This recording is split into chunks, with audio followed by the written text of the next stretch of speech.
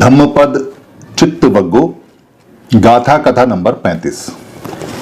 सबसे पहले इसकी कथा सुनिए, कहानी सुनिए कि ये गाथा यानी कि ये जो सूत्र हैं ये किस समय भगवान बुद्ध ने कहे थे। ये बड़ी मजेदार स्टोरी है, बहुत ही इंटरेस्टिंग है कि सावित्री में जैतवन में 60 के करीब जो भिक्खु थे यानी लोग थे, उन्होंने पवज्जा ली और भिक्खु बन गए।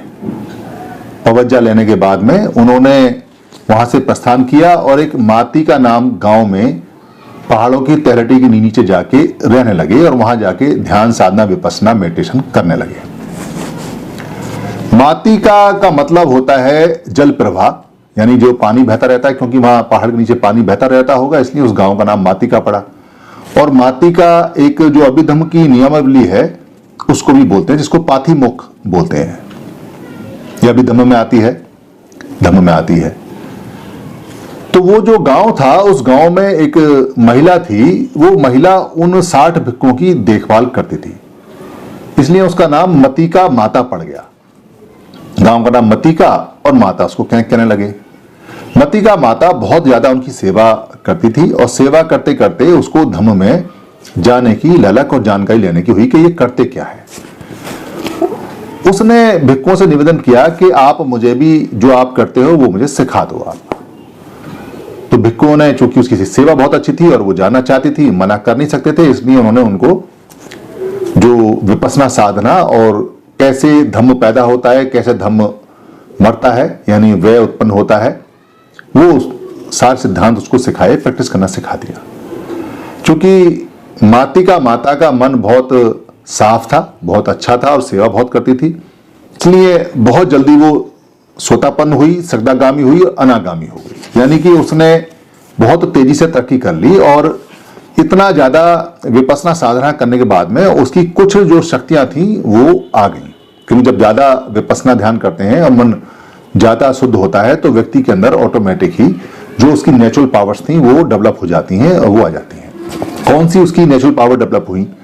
एनालिटिक करने की, विश्लेषण करने की, चीजों को देखने की, आसपास समझने की, चाहे मनुष्य हैं, चाहे जानवर हैं या मौसम है, पेड़ है, पौधे हैं, उनको वो देखते ही समझ जाती थी, उनकी बॉडी लैंग्वेज से, चाल से, बात से, चीज से, और जो तरंगे वहां से आती थी कि उसके मन में क्या चल रहा है। उसको चक्षु ज्ञान मिल गए। चक्षु ज्ञान का मतलब है जो आंखों, जो देखने का ज्ञान होता है, दिव्य चक्षु बोलते हैं इनको, यानी कि देखने से ज्ञान प्राप्त होता है किसी की बॉडी लैंग्वेज से या जो आसपास, उसको बाद में इसको दिव्य ज्योति बोलते थे और इसको दिव्य चक्षु बोलते हैं। तो दिव्य चक्षु से मिल गए, उसकी आंखें खुल गई, वो सब समझ लेती थी देखते ही। इसके अलावा उसको रिद्धि इद्धि बल मिल गए। रिद्धि इद्धि बल वो बल होते हैं जो अलौकिक होते हैं, यानी शरीर से परे के होते हैं। शरीर से परे का मतलब है कि मन की शक्ति जो बल देती है उसको इद्धि रिद्धि बल बोलते हैं।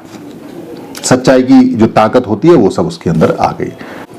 तो भिक्खुओं को क्या आवश्यकता है और किस भिक्खु के मन में क्या चल रहा है वो सारा का सारा भांप लेती थी और समझ जाती थी कि इस भिक्खु की अवस्था क्या है। उसके कहने से पहले वो चीजें पूरी कर देती थी या उसके वाक्य कहने से पहले बता देती थी कि भाई ये चीज ऐसे ऐसे। तो भिक्खु बहुत असमंजस में पड़ जाते थे।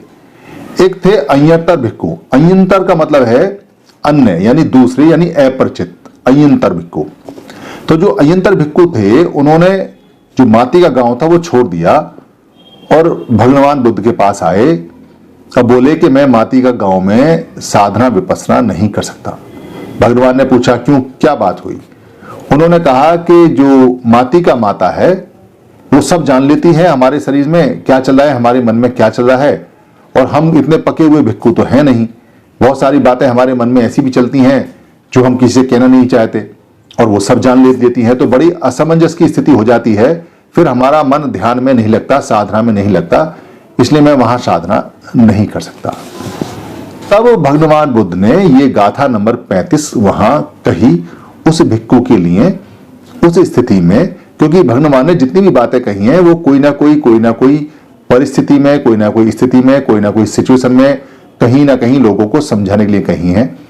अचानक से की हुई बातें बहुत कम हैं, जो जिनको उद्गार बोलते हैं, जो उदान बोलते हैं जिनको, जो अचानक निकलते हैं उनके मुंह से। बाकी परिस्थिति के वंश में कही गई बातें उनकी हैं।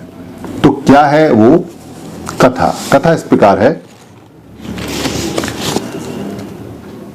दुनिग्हस् लहुनो यत् कामनी पातिनो चित्तस्य दंथो साधु चित्तं दंतं सुखावहं। इस जो गाथा है इसमें जो अगर कहीं किसी शब्द से पहले दू लग जाता है इसका मतलब दुष्कर या कठिन है। दू लगा हुआ है पहले शब्द में, दुनिहग हस, इसको तीन भागों में तोड़ेंगे तो ये दू निहग और इस आएगा। दू माने दुष्कर है, कठिन है, निहग माने है पकड़ना या दबाना या कंट्रोल करना या सप्रेस करना या पनिशमेंट करना, और इसका मतलब है के लिए, यानी कि दुष्कर है, कठिन है, जिसको पकड़ना। अब ये चित्त की और मन की बात हो रही है कि ऐसे मन को जिसको पकड़ना, कंट्रोल करना, दबाना दुष्कर है, मुश्किल है। लहुनो यत् कामनी पातिनो, लहुनो का मतलब है जो छोटा है, क्षुद्र है, मतलब बहुत छोटा है, चंचल है, इधर उधर जल्दी जल्दी भाग जाता है, हाथ में नहीं आता, मतलब इतना छोटा है जो हमारा मन है। जैसे अभी हम यहाँ एक थोड़ी देर बाद मन हमारा कहीं हो गया तो कितना छोटा है, कहीं का कहीं भाग जाता है। यत् कामनी पातो, यत् माने जहां, कामनी पातो काम के अंदर यानी काम वासना के अंदर, कामनी पातो का मतलब, पातो का मतलब है इधर उधर यानी तेजी से आता जाता है। क्या है, जहां हमारा मन काम वासना में तेजी से इधर उधर आता जाता रहता है, यानी कि ऐसे मन को कंट्रोल करना, संभालना दुष्कर है जो इतना छोटा है और जो काम वासनाओं से भरा हुआ है, जो बहुत तेजी से इधर उधर आता जाता रहता है।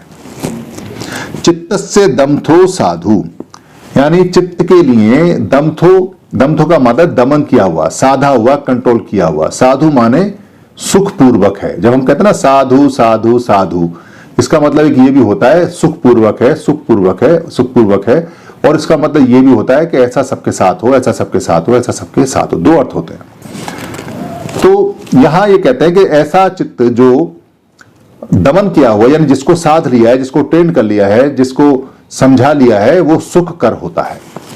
चित्तं दत्तं सुखावहं, चित्तं यानी कि चित्त को, मन को, दत्तं माने दंत जो होता है, जो दंत कथा आपने सुनी होंगी।